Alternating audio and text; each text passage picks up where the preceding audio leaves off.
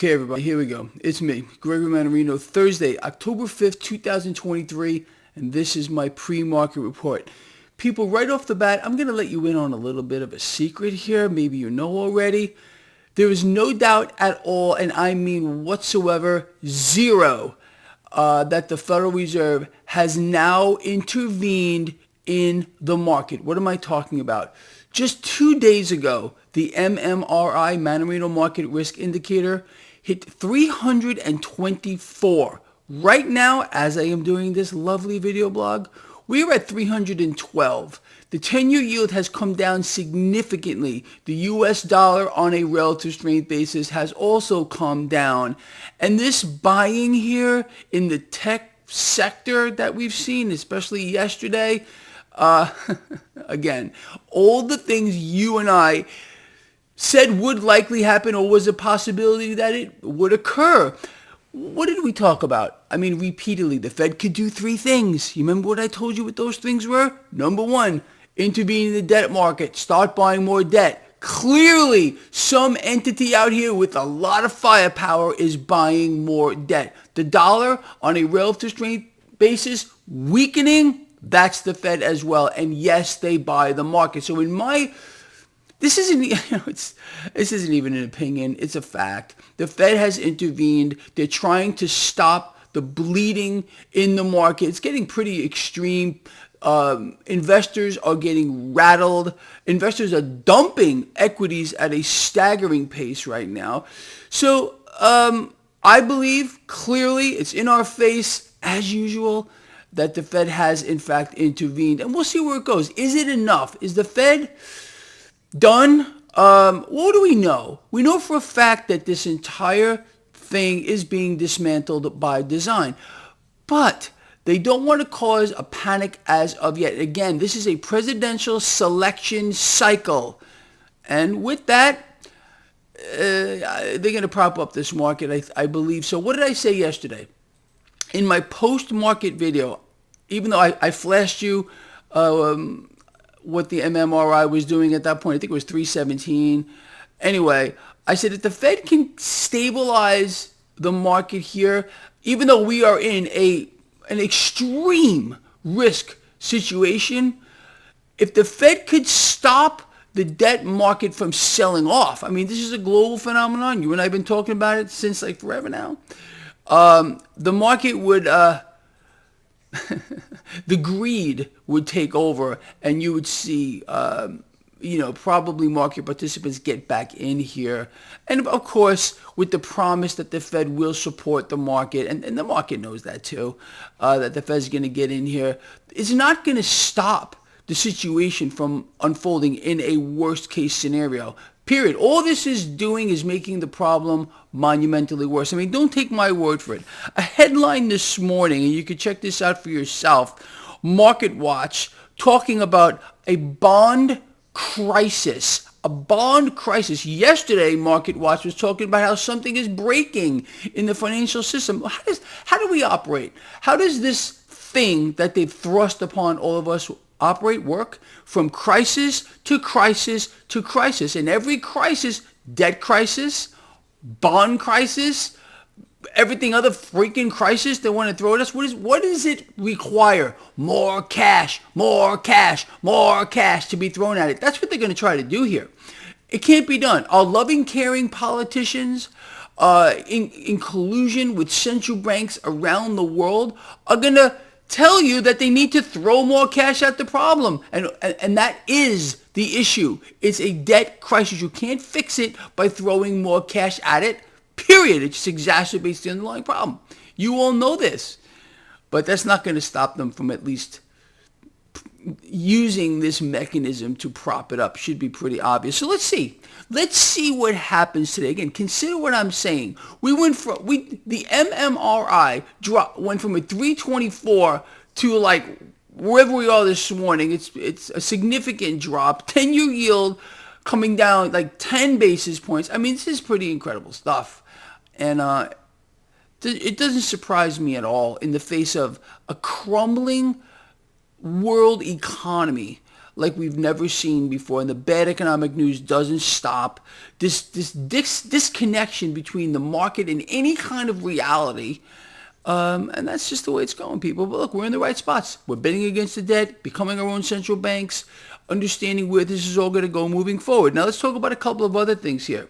Crude oil, okay, has taken a pretty substantial hit. Yesterday we dropped like 5%. This morning pre-market, it looks like we're falling here as well. It's not going to last. It's not going to last. There is no way this is going to last. So again, understanding how this works, I told you this a million freaking times. Nothing goes up or down in a straight line. But again, the real movement of cash from the debt market, leaving the debt market as debt sells off, yields rise, putting pressure on the stock market, cash leaving the stock market, moving its way into commodities. This mechanism takes time to play out. And as you all know, I've told you this also a million times, as markets, the initial stages of a stock market crash, and we may be here, is the market throws everything out. Everything out. The baby gets thrown out with the bathwater. And that presents opportunity, at least in my view. But you gotta understand these things. And you gotta be patient. You have to realize the game that is being played. And the Fed is not done. Central banks are not done. They are going to make this situation, the debt crisis, the bond crisis, everything other crisis that they want to throw at us, much worse. So the eventual outcome is magnified by massive orders of magnitude. You understand? That massive outcry that they need from the public, they're going to make sure they get it as they institute their new system.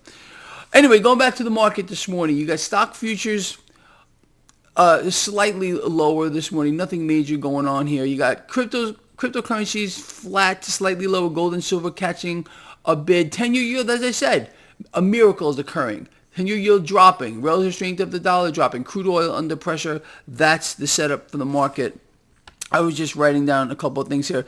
So with regard to the consumer, here's the news as of late. Look, debt defaults are skyrocketing at its fastest pace, more so than the last meltdown, more so than COVID or anything else here. So, and again, the consumer is the backbone of this situation here, and they're getting crushed by design.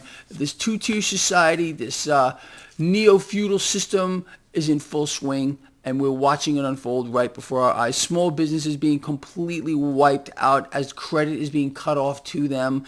This is deliberate as well. Everything you're seeing, everything, is this is not by accident by any means here, people. You know this.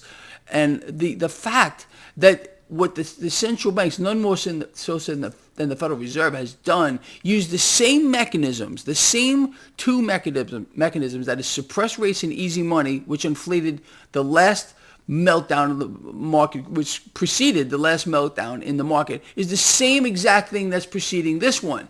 It works.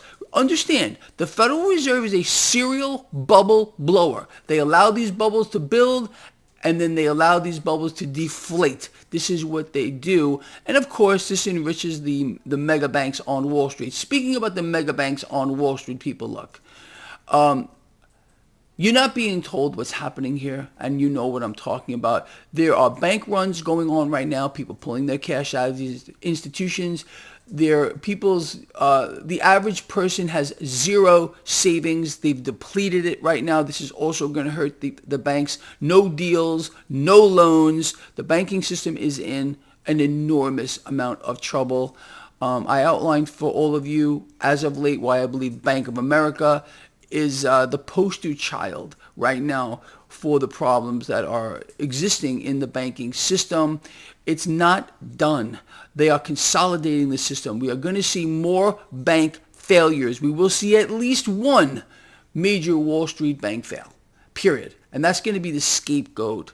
Look what we did. We let this bank fail. And then, of course, there's going to be bail-ins, bailouts, and everything else you can possibly think about. It's an astonishing kind of a situation here. As we spoke about yesterday, Bank of America, their derivative exposure, along with every other major Wall Street bank is frankly so astronomical. Bank of America, over $50 trillion. $50 trillion in derivative exposure here. Their exposure to the debt market, along with every other. See, what happened, okay, is investment banks started loading up on debt. And now their portfolios, their debt portfolios, or their portfolios overall, are getting crushed as yields continue to rise. You understand? Do you see what's going on here? But they're blaming the bond vigilantes and everybody else. Oh no, it's not the fact that these institutions here have loaded up on worthless assets here. I mean, honestly, the yield on the debt that these banks is holding is way less than the actual rate of inflation. I mean, consider that. It's a nightmare scenario unfolding here for the banks, and that's the truth. And that means that you and I are going to pay for it, and you can count on it. Crisis to crisis to crisis, and all this demands is our loving, caring representatives. They're going to throw more cash at it. They're going to find a way to do it, and you could count on that as well. All right, people, that's pretty much it. We covered a lot. Let me just make sure I got everything down here. Yeah, pretty much that's where we're at. And we will meet 4:05 p.m. Eastern Daylight Time. Have some questions ready for me. We'll cover those at the end, okay? Love all of you. Thank you, all of you, for everything, your support, your friendship. And, well, that's it, all right? I'll see you later.